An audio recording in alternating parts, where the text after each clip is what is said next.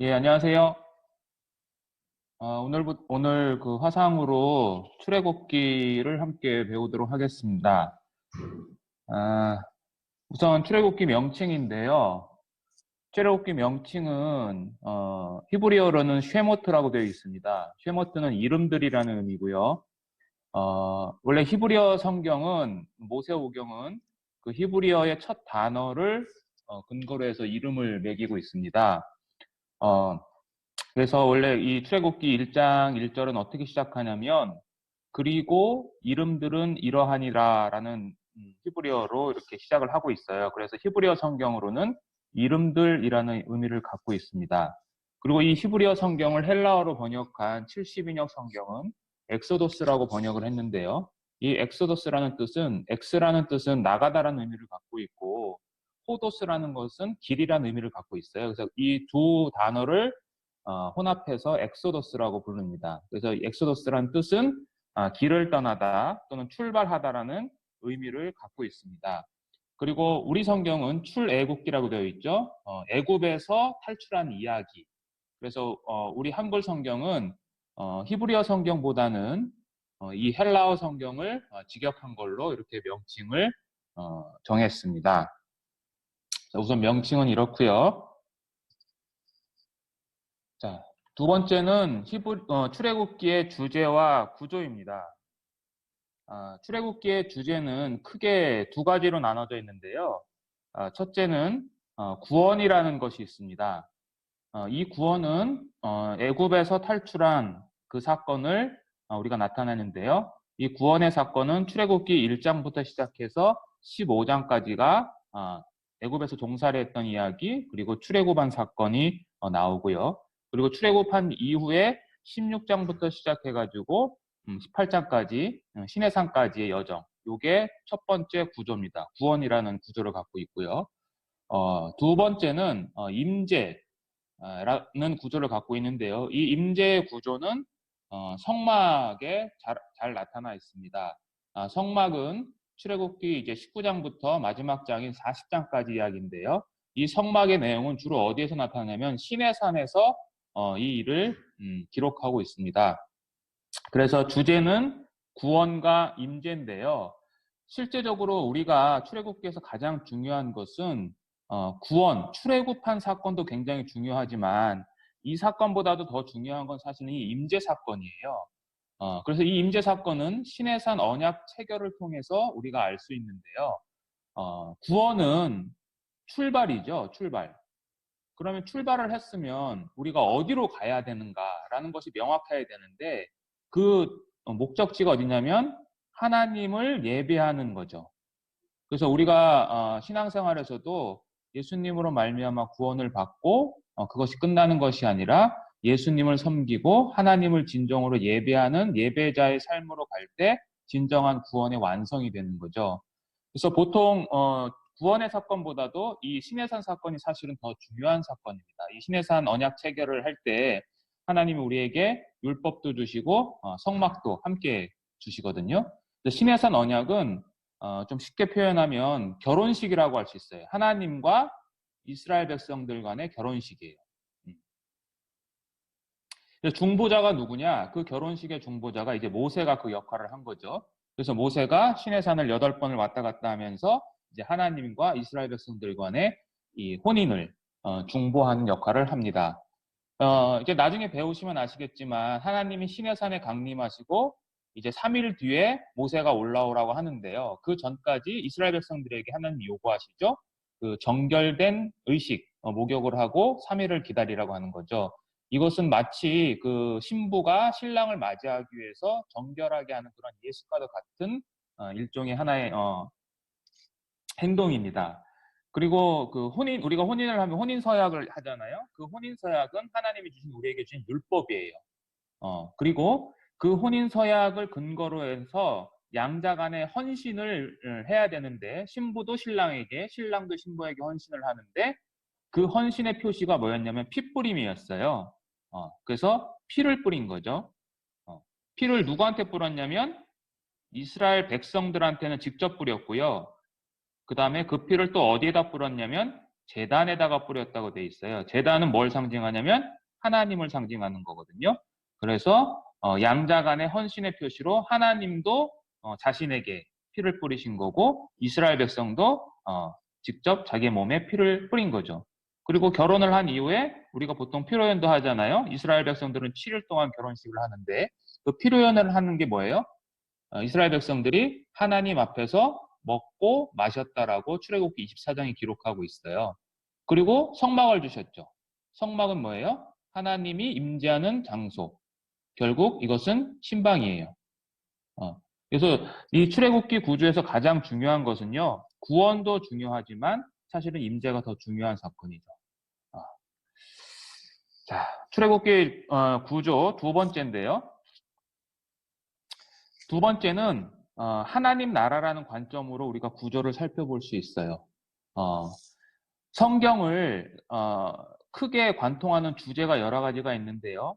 그 중에 구속사로 볼 수 있는 주제도 있고요. 그러니까 예수 그리스도의 구원의 사건, 그리고 또 하나는 하나님의 나라가 이루어지는 그 개념으로도 볼 수 있는데요. 출애굽기 역시 하나님의 나라라는 그 개념으로 살펴볼 수 있습니다. 하나님의 나라는 히브리어로 베리트라고 하는 이 언약을 통해서 이루어져요. 하나님이 그래서 구약 성경에 보면 이스라엘 백성들과 항상 언약을 맺으시거든요. 창세기에 보면 하나님이 아브라함과 이삭과 야곱, 그러니까 족장들이죠. 우리 창세기 할 때 배웠는데 이 족장들과 함께 언약을 맺으시죠. 이 족장 언약은 하나님 나라의 준비예요. 이거는 창세기에서 이루어졌던 거고요. 그리고 나서 출애굽기에서는 방금 말씀드린 것처럼 이제 시내산 언약이 맺어집니다. 시내산 언약은 하나님의 백성, 씨죠. 하나님의 백성, 씨가 완성되는 이야기예요. 출애굽기 1장에 보면 이스라엘 백성들이 70명이 이제 이집트로 내려가죠. 그 70명이 나중에 남자만 60만 명이 되는 거대한 그 백성, 국민이 되는 이야기인 거죠. 그래서 시내산 언약은 하나님의 백성의 완성 이야기죠. 그리고 우리가 다음에 배울 신명기에는 이제 모세를 통해서 모압 언약 또는 세겜 언약이라고 하는데 이것은 장차 하나님 나라에 들어갈 영토, 땅의 준비를 이야기하는 겁니다. 그래서 출애굽기 구조는 이렇게 크게 구원과 임재 그리고 하나님 나라와 언약이라는 거대한 이 줄기를 통해서 우리가 구조를 살펴볼 수 있습니다. 자, 다음은 이제 출애굽기의 공간적 배경입니다. 출애굽기의 공간적 배경은 출애굽기 19장 1절에서부터 민수기 10장 11절에서 12절까지인데요. 그 공간적 배경은 첫째 애굽이에요. 애굽에서 탈출하는 이야기죠. 그게 출애굽기 19장 1절에 이렇게 되어 있습니다. 이스라엘 자손이 애굽 땅을 떠난 지 3개월 되던 날에 그들이 시내 광야에 도착한 거예요. 그래서 공간적 배경은 애굽 땅이고요. 첫 번째. 그리고 3개월째 되는 날 시내 광야에 머무른 거예요. 시내 광야는 결국 시내 산을 의미하는데요. 이 시내 산에서 약 1년간 머뭅니다. 그 이야기가 민수기 10장 11절까지가 되어 있는 거예요. 그러니까 출애굽기 19장 1절부터 시작해가지고 출애굽기, 레위기, 민수기 10장 11절까지는 시내산에서 약 1년간 머물면서 있었던 그 일을 기록하고 있어요. 그래서 시내산에서 제2년 2월 21일에 이제 구름이 떠올라가지고 시내 광야를 출발하는 겁니다. 그래서 공간적 배경은 애굽 땅에서 3개월 만에 시내 광야에 도착했다라는 것을 기억하시면 될 거예요. 자, 두 번째입니다. 이제 출애굽에 연대 문제가 있습니다. 우리가 이거 개론할 때 조금 복잡하지만 이건 좀 알아뒀으면 좋겠고요. 출애굽이 역사적인 사건인데 모세를 통해서 이스라엘 백성들이 애굽에서 탈출한 이야기인데요. 이것은 성서에만 기록된 것이 아니라 역사적인 근거를 갖고 있어요. 근데 이 출애굽의 연대가 두 가지로 이론이 있습니다. 첫째는 BC 15세기에 있었던 초기설이 있고요. 그리고 후기설, BC 13세기설, 약 200년간의 간격이 있는데요. 이 두 가지 설로 나누어집니다. 저희가 그 성경 바이블 스터디, 성경 공부할 때는 여태까지는 이 BC 13세기설, 많이 배웠어. 이거는 뭐 다 아실 거예요. 출애굽기 1장 11절에 있는 그 내용을 근거로 한 거죠. 그 애굽의 파라오가 애굽 유대인들을 이스라엘 백성들을 노예로 삼아서 국고성 비돔과 라암셋을 건축했다라는 이 말씀에서 근거를 한 거죠. 그래서 이 라암셋은 제가 이거 못하네요. 라암세스 2세입니다. 람세스 2세를 번역한 거라고 여기고 이 람세스 2세가 통치했던 이 날짜를 근거로 해서 BC 1299년에서 1250년 사이에 이스라엘 백성들이 애굽에서 탈출했다라고 하는 거예요. 그래서 우리가 메르네프타라는 그 미이라에 대한 그 자료들도 우리가 많이 배웠잖아요. 요게 우리가 그 전까지 배웠던 거고요. 또 다른 설은 이 15세기 설입니다. 이 15세기 설은 근거가 뭐냐면 열왕기상 6장 1절에 있는 말씀 때문이에요. 열왕기상 6장 1절은 뭐냐면 솔로몬 왕이 하나님의 성전을 건축한 연대가 언제인지를 기록한 내용인데요. 언제 기록을 했냐면 이스라엘 자손이 애굽 땅에서 나온 지 480년, 그러니까 출애굽한 지 480년이 되는 해에 솔로몬이 왕이 됐고, 그리고 왕이 된 이후에 4년째 되는 날 건축을 했다고 그랬거든요. 그래서 역사적으로 보면 솔로몬이 언제 주기를 하냐면 BC 970년에 주기를 해요. 그래서 480년이 지났다고 했으니까 970년 플러스 480년 하면 1450년이 나오는데 여기서 솔로몬이 4년째 되는 해에 성전 건축을 했다니까 4년을 빼면 BC 1446년에 성전을 건축하게 됩니다. 그래서 이거를 좀 도표로 제가 좀 그려봤는데요.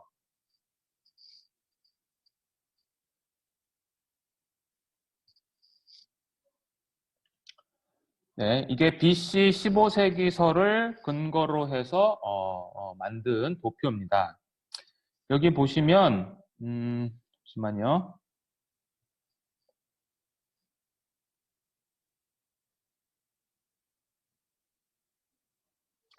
예, 여기 투투모스 1세가 있는데요. 이 투투모스 1세가 누구냐면 출애굽기 1장에 요셉을 알지 못하는 왕이 바로 이 투투모스의 1세고 애굽 사람들 애굽 왕으로서 파라오로서 이스라엘 백성들을 탄압했던 그 왕입니다. 그리고 이 투투모스의 아들이 누구냐면 이 투투모스 2세인데요. 이 투투모스 2세하고 이 투투모스 1세의 딸이었던 이 하셉수투 여왕은 서로 부부지간이었어요. 그래서 이 하셉수투 여왕은 역사적으로 보면 지금까지 이름이 밝혀진 이집트의 파라오가 한 170명 정도 되는데요. 그 170명 중에서 가장 뛰어난 여성 파라오가 바로 이 하셉수투예요. 그래서 하셉수투라는 이름 자체가 여성들 중에 가장 으뜸인 자라는 뜻을 갖고 있어요. 그래서 투투모세 2세하고 결혼을 했는데 후계자가 없이 이 투투모세 2세가 요절을 하고 맙니다. 아들이 없었어요. 그리고 투투모세는 한 10년 정도 통치를 했습니다. 그래서 투투모세 2세의 이 양자예요. 이 투투모스 3세는 그 옆에 있는 부자지간이라고 되어 있는데 양자를 삼았는데 이 투투모스 3세가 왕위에 오른 나이가 언제냐면 9살 때 왕위에 올랐어요. 그래서 어린 나이에 이집트를 다스릴 수 없으니까 계모이긴 하지만 하셉수투가 섭정을 합니다. 뿐만 아니라 하셉수투는 자신이 직접 왕위에 올라서 22년 동안 애굽을 다스려요. 그래서 이 하셉수투는 막강한 그 권력을 갖고 있었던 거예요. 예.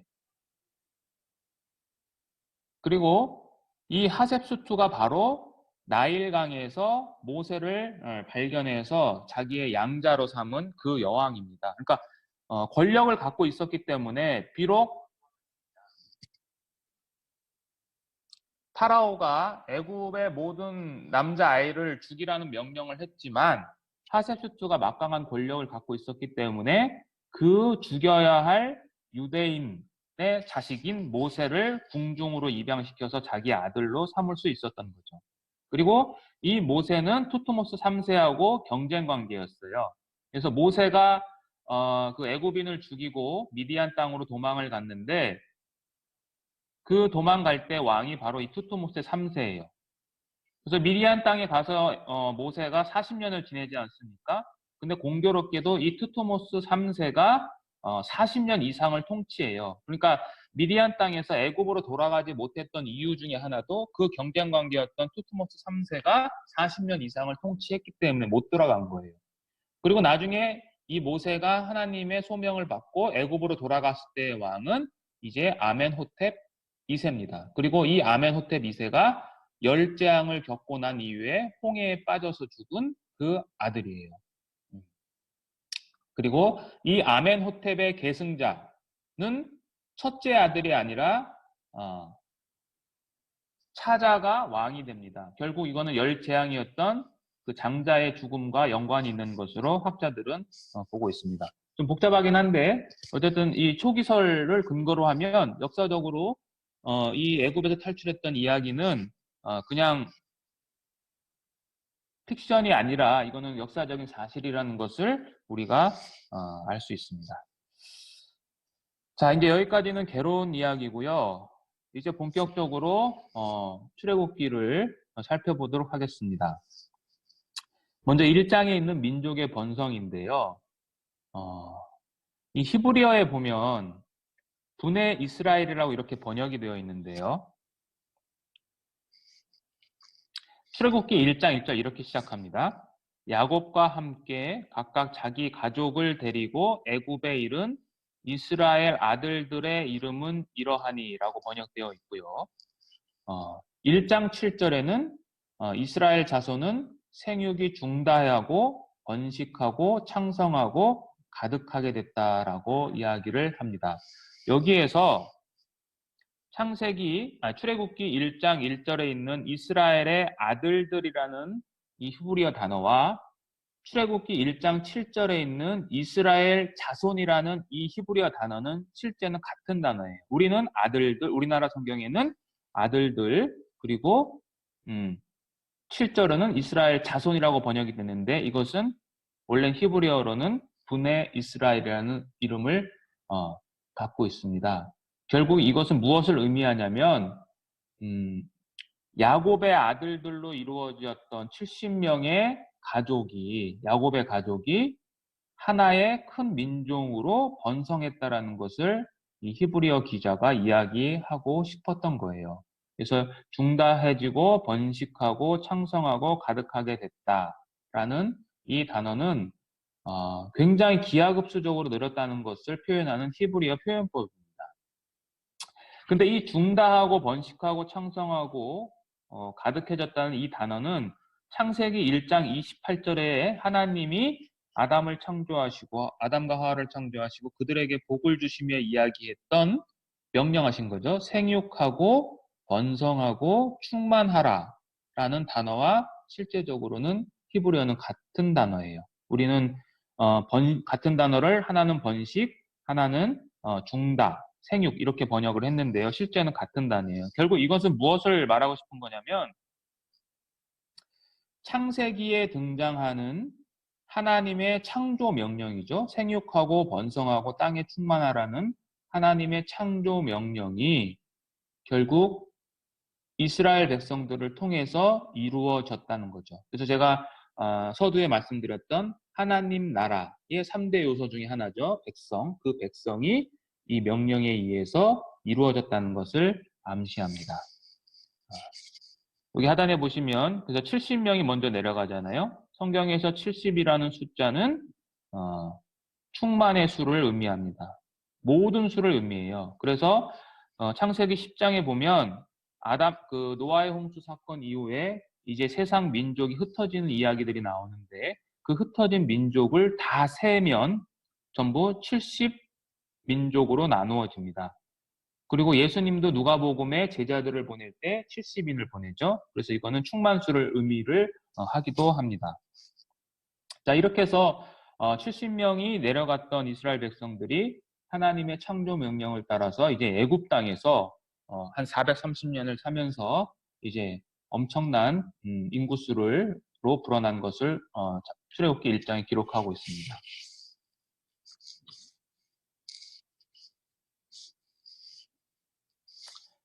그래서 이 민족의 번성에 대한 부분은 아까 말씀드렸던 생육하고 번성하다라는 이 단어는 창세기에 기록된 노아와 아브라함, 야곱, 또 이삭 이렇게 동일한 단어가 그대로 출애굽기에서 사용했다는 것을 알 수가 있습니다.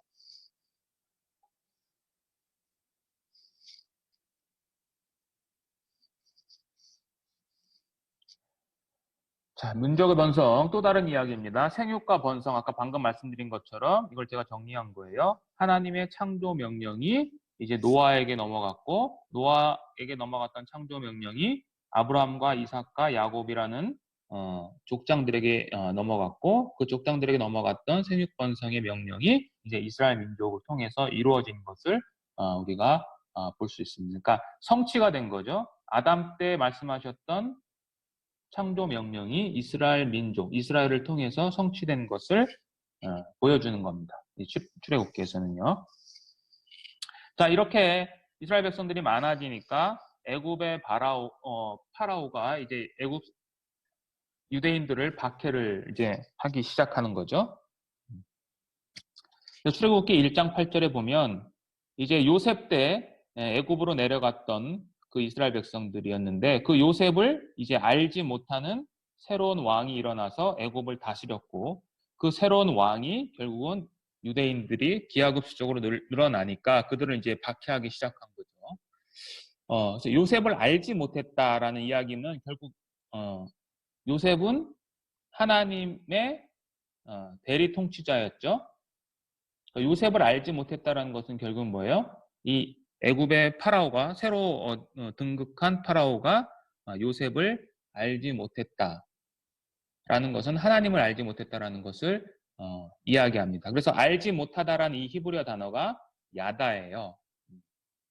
그래서 출애굽기는 이 알지 못함과 그리고 알다가 서로 충돌하는 본문이 많습니다. 그러니까 파라오는 여호와를 알지 못해요. 바로는 여호와를 알지 못해요. 그런데 이스라엘 백성들은 여호와를 알아가는 거죠. 이것이 계속해서 충돌해 갑니다. 출애굽기 2장 25절에 보면 이렇게 되어 있습니다. 우리 성경에 하나님이 이스라엘 자손을 돌보셨고 하나님이 그들을 기억하셨다라고 되어 있는데 이게 히브리어로 직역을 하면 기억하셨다라는 것이 하나님이 그들을 아셨다라고 하는 거죠. 그러니까 하나님은 이스라엘 백성들을 알고 파라오는 하나님을 알지 못하는 거죠. 그래서 파라오가 이렇게 이스라엘 백성들을 박해합니다. 박해를 어떻게 했느냐? 총 3가지 방법이죠. 첫째, 노동을 증가한 거죠. 종살이를 했는데 그 종살이에 종살이에 힘든 내용, 그 노동을 증가시켜가지고 남자들이 힘드니까 이제 생식 능력을 제한하는 그런 방법을 했어요. 근데 이게 실패했죠. 그럼에도 불구하고 이스라엘 백성들이 계속 늘어난 거예요. 그 두 번째는 히브리 산파들에게 이제 애굽 땅에서 태어나는 모든 유대인 남자 아이들을 출생을 하면 죽여라라고 했는데 이건 역시 히브리 산파들이 바로의 명령을 이제 거절을 해서 이루어지지 못하는 거죠. 그리고 마지막에는 히브리 산파뿐만 아니라 모든 애굽인들에게 명령을 해서 주변에 유대인들의 남자아이가 출생을 하면 모두 죽여라. 나일강 하수에 빠뜨려서 죽이라는 명령을 하죠. 이 3가지의 방법을 했는데 결국 이것을 실패했죠. 그래서 결국 이거는 뭐냐면 인구가 기하급수적으로 늘어나니까 인구 증가 억제 정책을 했는데 이제 그게 실패를 한 겁니다. 그래서 바로 이때 이제 하나님께서 애굽에 있는 유대인들을 이끌어내시기 위해서 이제 한 사람을 선택하는데 그 사람이 바로 이제 모세죠. 그래서 모세의 출생인데요.